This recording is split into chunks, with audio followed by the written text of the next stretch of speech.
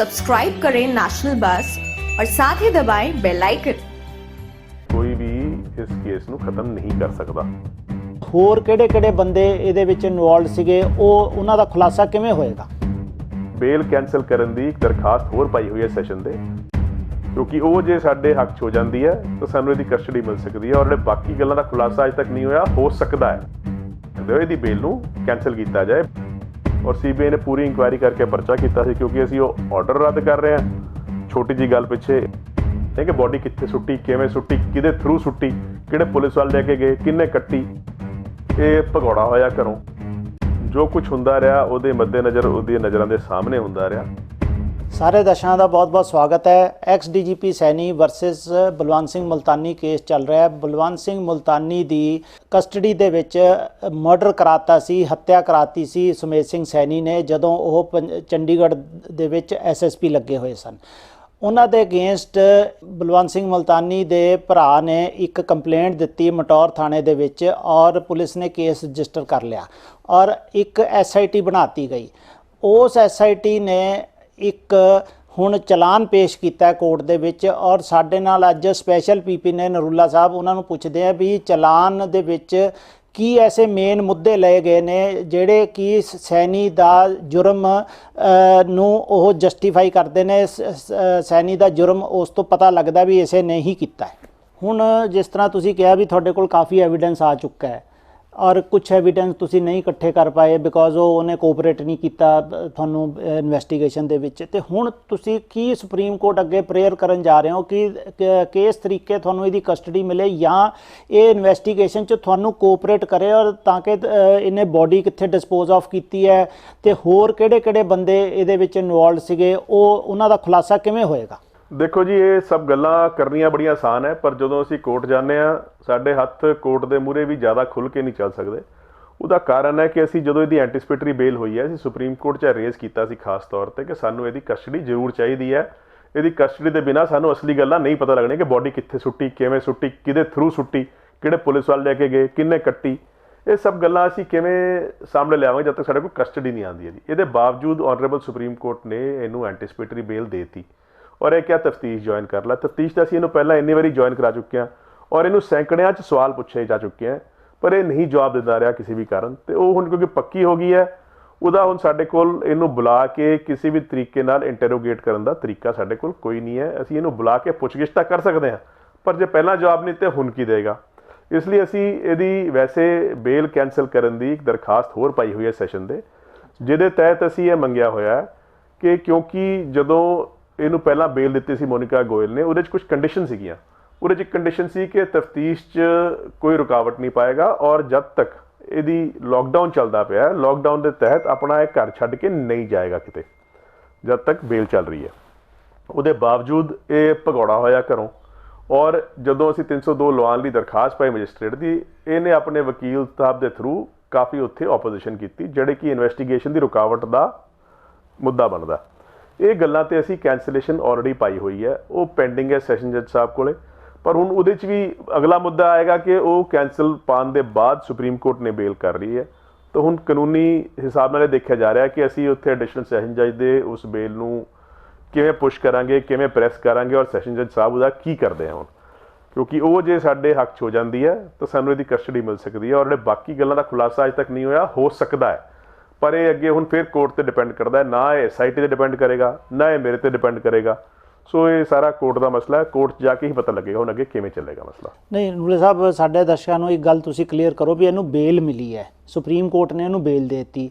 ਤੁਸੀਂ ਇੱਧਰ district court 'ਚ ਅਪੀਲ ਪਾਈ ਹੈ ਵੀ ਇਹਦੀ ਜਿਹੜੀ ਬੇਲ ਹੈ ਉਹ ਕੈਂਸਲ ਕੀਤੀ ਜਾਵੇ ਔਰ ਉਹ ਅਲੱਗ ਸਰਕਮਸਟੈਂਸਿਸ ਨੇ, ਅਲੱਗ ਉਹਨਾਂ ਦੇ ਮੁੱਦੇ ਨੇ। ਇਹ ਦੋ ਕਿਵੇਂ ਤੁਸੀਂ ਉਹਨੂੰ ਬੈਲੈਂਸ ਕਰੋਗੇ? ਔਰ ਜੇ ਫਰਜ਼ ਕਰੋ ਇਹ ਐਡੀਸ਼ਨਲ ਸੈਸ਼ਨ ਜੱਜ ਕਹਿ ਦਿੰਦਾ ਵੀ ਇਹਦੀ ਬੇਲ ਕੈਂਸਲ ਹੋ ਗਈ, ਪਰ ਇਹ ਕਹਿ ਦੇਗਾ ਜੀ ਮੈਨੂੰ ਤਾਂ ਸੁਪਰੀਮ ਕੋਰਟ ਤੋਂ ਮਿਲੀ ਹੋਈ ਹੈ। ਤੁਹਾਡੀ ਗੱਲ ਬਿਲਕੁਲ ਠੀਕ ਹੈ ਜੀ, ਇਹੀ ਮੁੱਦਾ ਹੁਣ ਚੱਲ ਰਿਹਾ ਕਿਉਂਕਿ ਅਸੀਂ ਜਿਹੜੇ ਪਾਈ ਸੀ ਕੈਂਸਲ ਕਰਨ ਦੀ, ਇਹ ਪਹਿਲਾਂ ਪਾਈ ਸੀਗੀ ਅਸੀਂ ਔਰ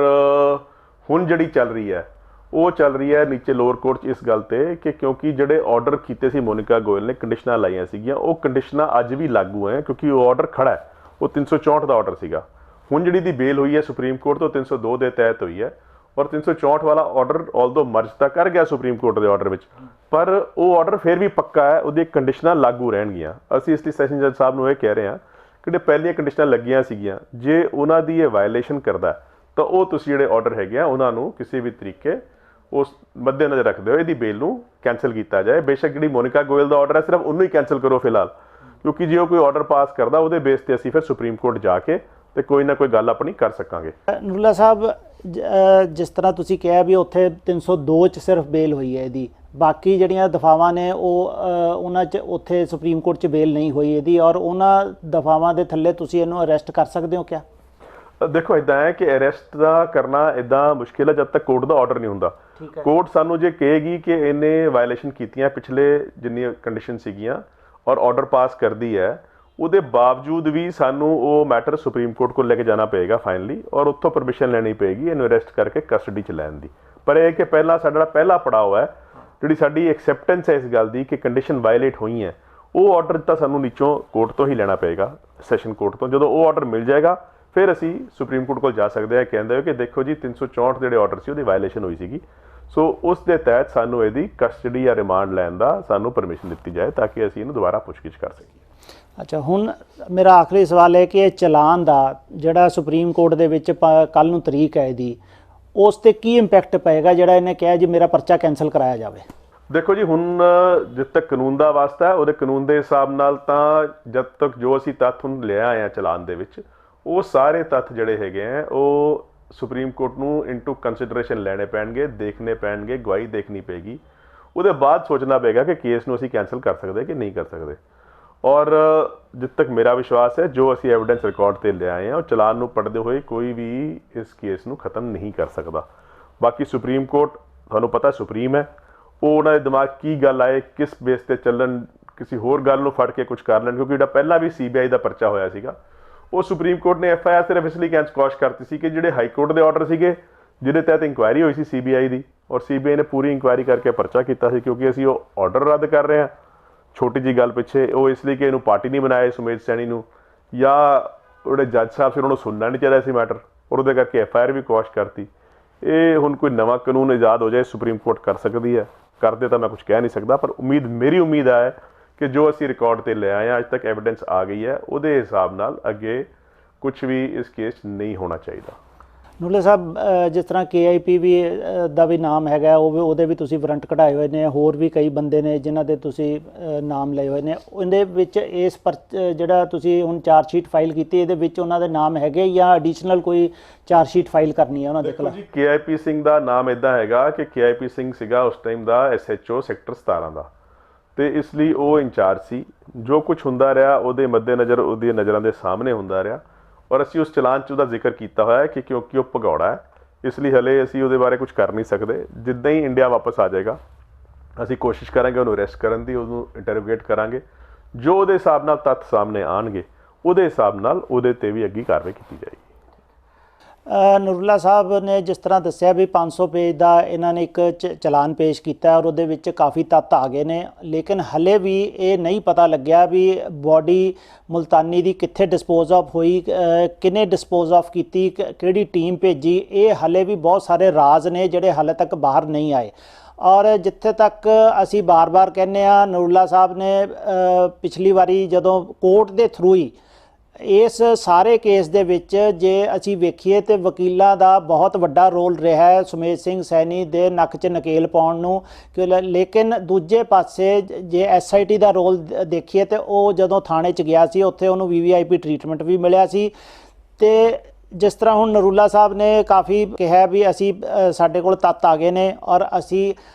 ਸੁਪਰੀਮ ਕੋਰਟ ਦੇ ਸਾਹਮਣੇ ਰੱਖਾਂਗੇ, ਔਰ ਉਸ ਸੁਪਰੀਮ ਕੋਰਟ ਨੂੰ ਹੁਣ ਇਹਨੂੰ ਕਿਸੇ ਵੀ ਤਰ੍ਹਾਂ ਦੀ ਰਾਹਤ ਦੇਣੀ ਮੁਸ਼ਕਿਲ ਹੋ ਜਾਏਗੀ। ਇਹ ਹੁਣ ਆਉਣ ਵਾਲਾ ਵਕਤ ਦੱਸੇਗਾ ਵੀ ਸੁਪਰੀਮ ਕੋਰਟ ਕੀ ਰਾਹਤ ਇਹਨੂੰ ਦਿੰਦੀ ਹੈ ਨਹੀਂ ਦਿੰਦੀ ਹੈ। ਸਾਰੇ ਦਰਸ਼ਕਾਂ ਦਾ ਬਹੁਤ ਬਹੁਤ ਧੰਨਵਾਦ ਸਾਡੇ ਨਾਲ ਜੁੜਨ ਦਾ। नेशनल बस पर लेटेस्ट न्यूज और एंटरटेनमेंट वीडियोस देखने के लिए सब्सक्राइब करें, लाइक करें, कमेंट करें और शेयर करें। Thanks for watching.